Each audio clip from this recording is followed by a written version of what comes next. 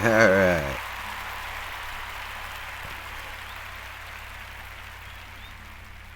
That was that was beautiful, people. Thank you so much. Um. All right. So we should be live and recording. Um. Everything should be going normal. I'm hoping. So, as I stated before, we started a new platform and some new ideas for the stream. Uh, Basically, Streamlab had become so confusing for me, and I mean, you know, for a layman like myself, Streamlabs was supposed to be, idiot proof, and it really wasn't. I paid for the I don't know, I think it's called Pro or something. So we did that, and then all that came out of it was just more problems. We never got any assistance when we would ask for the. You get this little chat box, and it's supposed to be your guide, and they're supposed to give you like 24-hour support. And when I wanted to cancel it, they actually were trying to tell me that they didn't know how to do that. And just one of the most ridiculous things I've ever heard, to be told,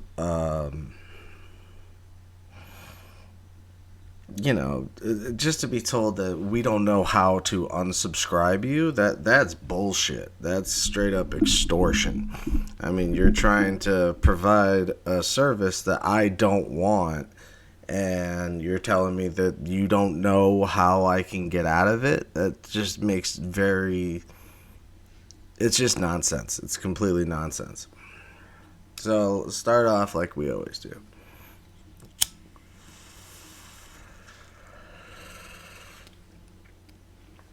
All right, cheers. Um, I'm still wondering if the right idea would be to uh, continue using Tommy the Cat or go back to the STS one, because honestly, both of them are great. Um, Where's my echo canceller?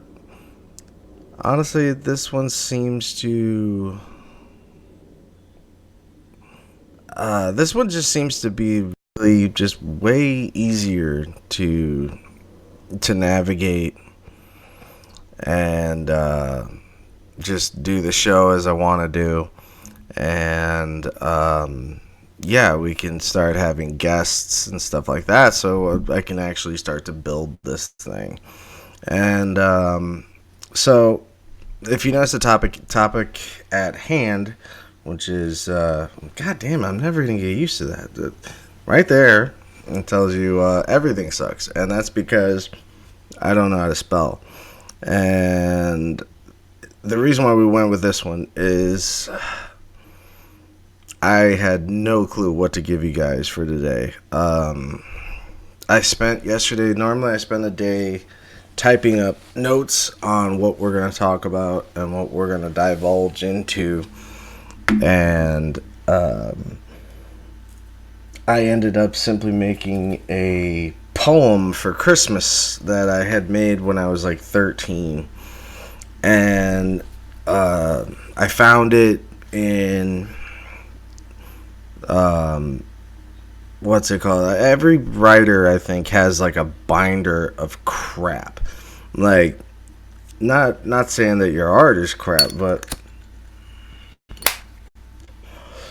I think we all have these, um, you know, just notebooks and books. I mean, if I were to go in that corner right here in the room, if I were to go all the way down into that right there, all that stuff right there is all notebooks and tons of writing. And then in a closet I have in another room is an entire binder with, I think, about 4 or 5 notebooks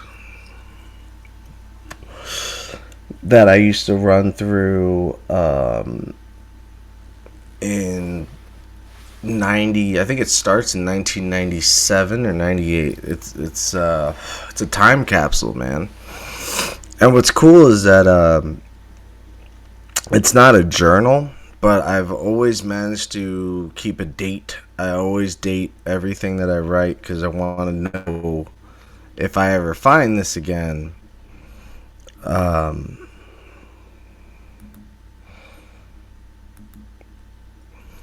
you know, if I ever find this stuff again, I like to know what year it was made, what year I wrote it. So I tend to keep all of these writings. I think every writer should, if they don't already, because writers tend to be, the creative types tend to be a little bit more sentimental, and we usually keep our stuff. So I have probably about 15 to 20 notebooks full of writing that is just, some are like fucking serial killer manifestos, and I mean, it's just following the diary of like an angry kid from 1998. So, if you have a old notebook full of old writings and stuff like that, and you've kept up with those things, it's really cool because you can go back in time and read things that you forgot you wrote, and B, you forgot how you were feeling at that time. So it's so cool to see exactly how you felt, this day in 1999. I found writings of the Columbine incident. There were references to it, and you could see it was made around May, and of that same year. And Columbine happened on 420. Of course, I'm gonna remember 420. It was 420 in 99. So I knew this was only about 2 weeks later that I wrote this.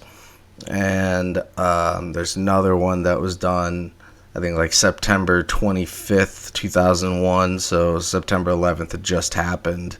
And there's I noticed there's like little hints of helplessness, and so it helps. Yeah, it's definitely was the mindset at the time when September 11th was happening. None of us really knew what was going on because TV said one thing the first day, and then as the weeks progressed, we got a different story and a different story until they finally found a story to stick with. And this happens in every major tragedy. The Oklahoma City bombing is a great example. If you watch the original footage from that very day, you get the instant reactions of the reporters, and they don't know what is supposed to be hidden yet, because in my view, these are all premeditated, and these tragedies were meant to happen, and they were going to happen no matter what. And I don't believe in any lone wolf theories. I think that's fucking crazy that these people that killed Martin Luther King to JFK to 9/11, Pearl Harbor, I don't think any of these things were coincidence.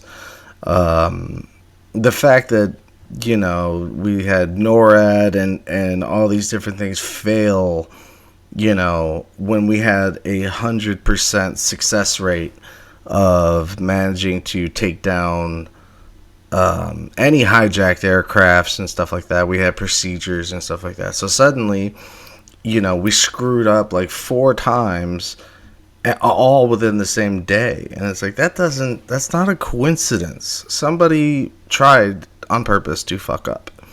And so I love to watch tragedies initial reporting. Because if you weren't there, then try to get footage from the first hour of being on site, because they don't know what to hide. They tell you everything, and then they'll deconstruct that story and then reconstruct it within weeks. Because, if you'd even watched the Oklahoma City bombing, you would have noticed the chaos of all of it, and the fact that they were claiming that there were 3 vans that were originally parked around there, and then it suddenly went to 1 van with 2 weeks later, and then by the 3rd week they said there was no vans, and that it was a yellow Ryder rental truck, which changes the story so badly that it doesn't even make sense. I mean, people are going to notice a giant yellow truck. And then you look at the explosives aftermath, and you can obviously see things are blown from the inside outward. So it reminds me of when I think I was 12, and I was wrestling with my sister, and something happened where one of us fell, and we broke the window, and all the glass, we smashed it with our hand on accident. We fell into the window, and back then windows were cheap. This is 1996, I think. So my hand just went right through it. And I tried to lie to my mother and tell her that someone threw a brick through our window. And right away, I put a brick from outside and I put it on our floor, trying to keep up with this story. But my mom noticed the hole in it right away. She said, then why is the glass all outside and not inside? That's because it blew from inside out, not outside in. So with that simple mentality, you can look at the Oklahoma City bombing and see that it was blown from the inside outward. Nothing shows it caving in. It blew it out. So when they try to change the story, saying that it was some yellow Ryder truck that had blown it from the outside, A, wouldn't have caused the amount of damage it did, and B, the actual building does not, the glass is on the wrong side, just like my story. The glass is on the wrong side. So mom knows the difference. And in this case, the government is supposed to be mom, but not anymore. We have to think for ourselves. Our government's never going to tell us the truth anymore. They were always mixing lies with truth, but now they just don't tell us anything. And that's the really saddest part, because also journalism is no longer there. The integrity of journalism is no longer there. If you watch, I think I've mentioned this before, but if you watch His Girl Friday and you watch The Wire season 5, you'll notice 2 different, they both work in the printing and sales of newspapers. So they are the newspaper companies. So they are your link to the outside world. And so when you watch His Girl Friday, you notice there's this fast-paced talking and, guys using 2 different phones, getting on one side, getting on the other. It's really chaotic, kind of like, the floor room of a the trade centers, when you watch a stock trade go off, it's just chaos and everybody's running around freaking out. So you have that aspect. And then if you watch season 5 of The Wire, you get a very different side of how the newspapers were run, because suddenly everyone was running out of a job, whereas in His Girl Friday, you could never have enough reporters because there was so much to cover. But that movie was made over 50 years ago. So it definitely gives you an idea of how their attitudes were. Back then, it was about getting the scoop, getting the full story, and using whatever resources you had available to get the full story. Whereas in The Wire, showed you that they weren't necessarily concerned with being correct or fully immersing you with facts, rather than just being the first one to put the story out. And Denzel Washington had put it in really great, he put it in perfect terms when he said, when it comes to the media, nobody cares about being the best. They all just want to be the first.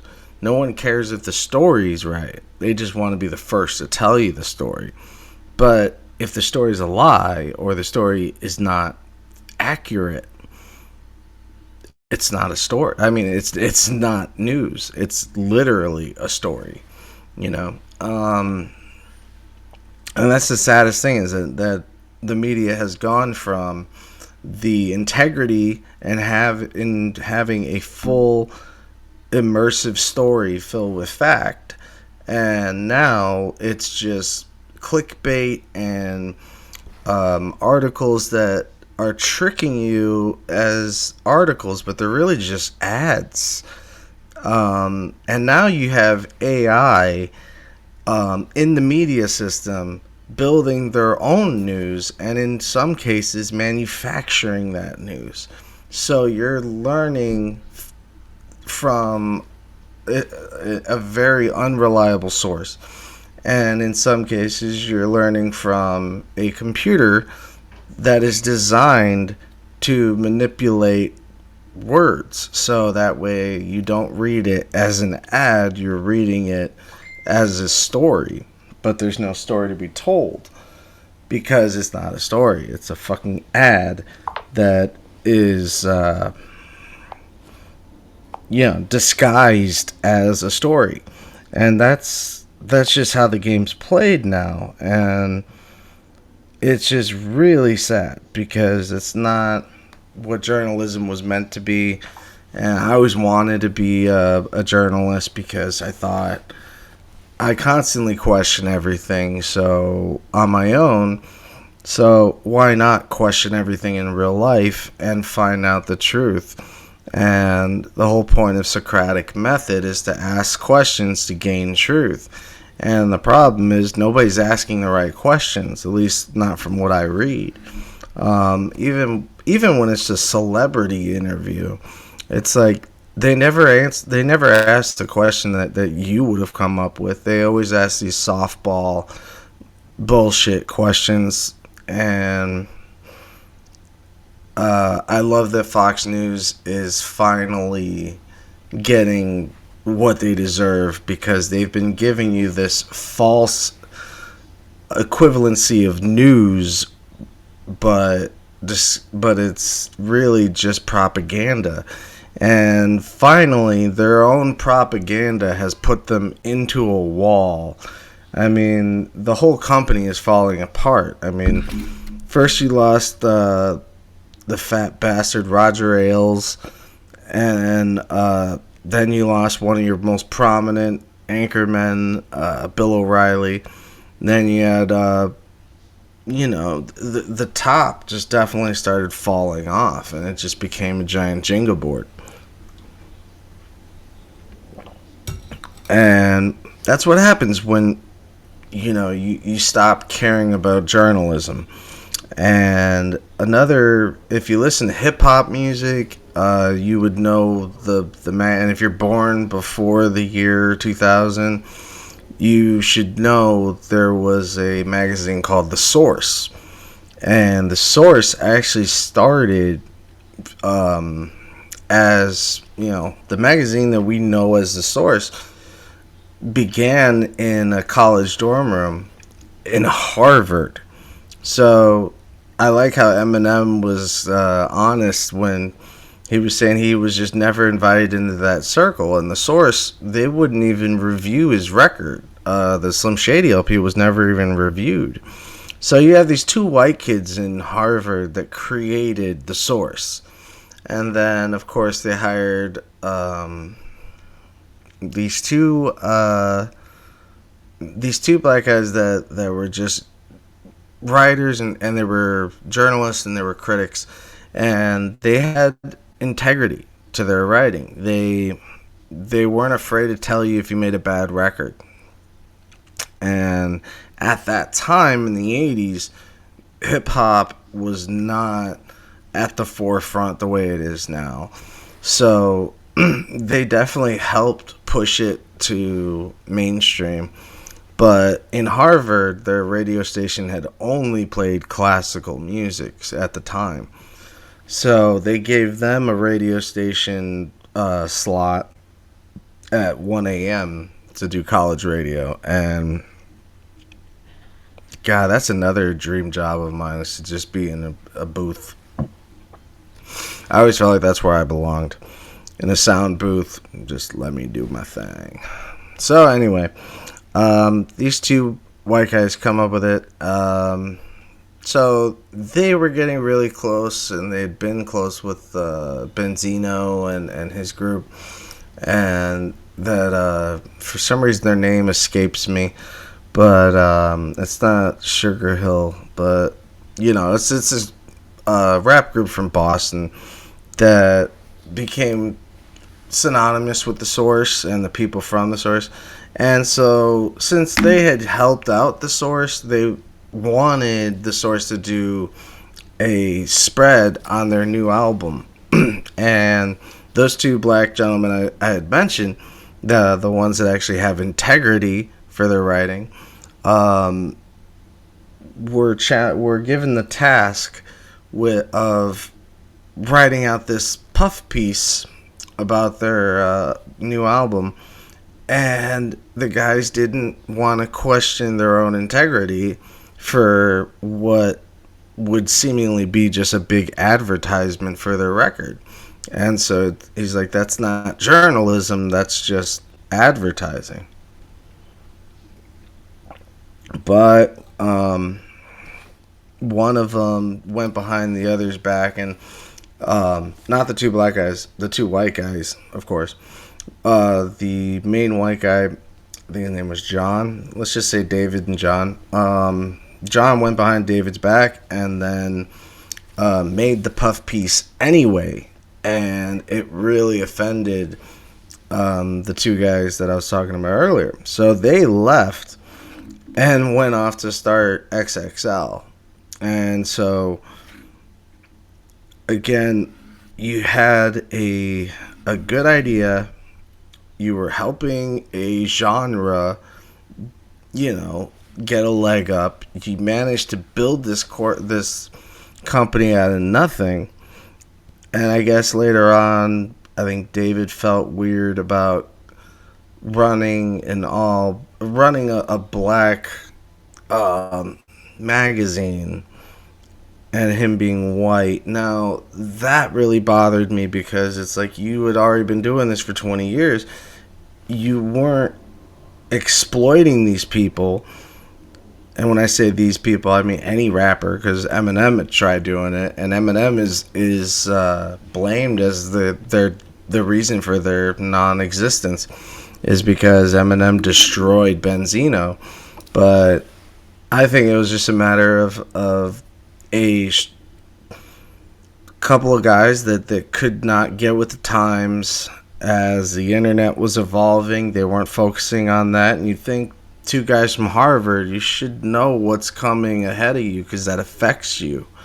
When the Napster thing happened with music, and music started, becoming so easy to download for free, I knew that was going to affect me, because I was a musician. And so I look for... You should always be trying to look 2 steps ahead. So I think it was just a matter of just bad management and someone letting the comments get to him, because it wasn't a matter of black or white.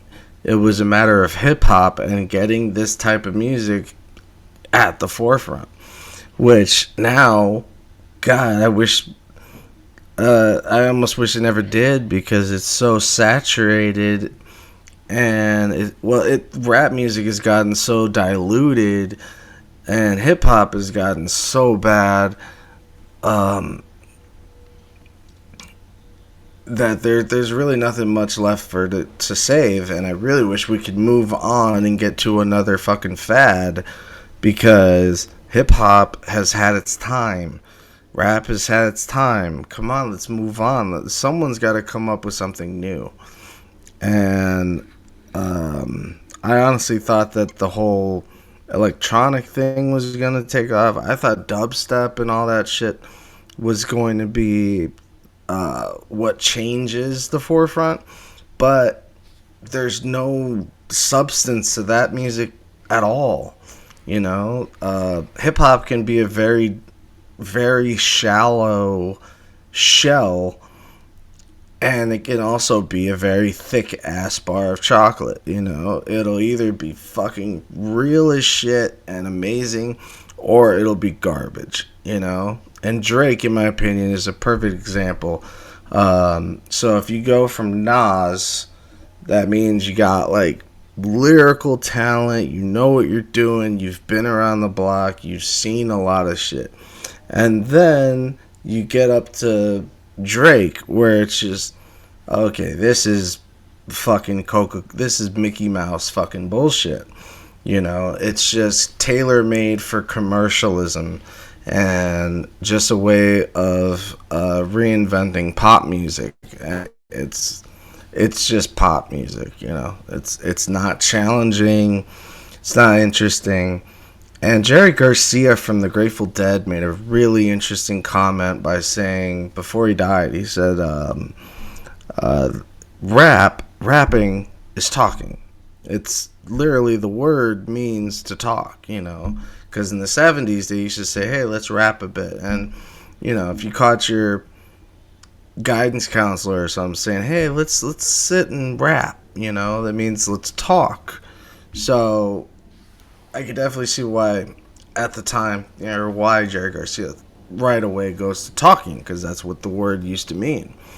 But he had basically said it's an art form, but it's not music. It's talking with rhythm. And therefore, you're not a musician, because it does not lead you into other music. And he's got a great point, because a lot of hip hop fans stay in that little box and they never come out. That's why these reaction videos are so popular. And it's because the later generations were not, I don't know, maybe being eclectic was not a priority, and it should absolutely be a priority. Most of these guys you're listening to in hip hop, and the producers that build this music, they build it on the backs of other music, you know, soul songs, gospel, R&B songs, you know, that, you know, now we even associate R&B with rap, and no, the R does not stand for rap, it's rhythm. And so, in a way, he is absolutely right, because rapping will never get you better. You can't necessarily get better at rapping. You either have it or you don't. I mean, you can get better if you already have that talent, but I like how Jerry said I think there's probably a limit to that, where, as, let's say, instead of a rapper, you have a drummer. Now, a drummer, listening to drums can get you into different forms of percussion, and then that can get you into different forms of rhythm. That can give you different forms of bass. That will lead to treble. That will lead to melody. So anything in music leads to other types of musicianship, whereas rapping is a talent, but it definitely will not lead to anything music related. So remember, guys, that the music you're listening to, even the good old shit from the 90s, they were using samples of older songs from the 70s and the 60s and the 80s because they knew that music. You know, Ice Cube's one of his favorite albums of all time that got him started was the Funkadelic record. So when you look at guys like Ice-T, Ice Cube, Dr. Dre, Eminem, 50 Cent, these people don't just live in a little box of hip-hop. They listen to all types of music. And everyone should, because it's the only way you're going to understand where certain songs come from. Or what is this a reference to? Or, oh, hey, I know this background music. Alright? That is my time. Thank you for spending it with me. I'm glad we got episode 2 done. And hopefully this can be put up on YouTube. We're having a little bit of trouble with YouTube. Alright, so I will see you guys tomorrow. We love you. Take care of each other. Check out uselessagentmusic@gmail.com to write to us. And of course, check out Useless Agent on YouTube, Facebook, Twitter. Wherever you go, we'll probably find you, or you'll find us. Take care of each other. We love you guys. And as always, I will see you guys on the other side.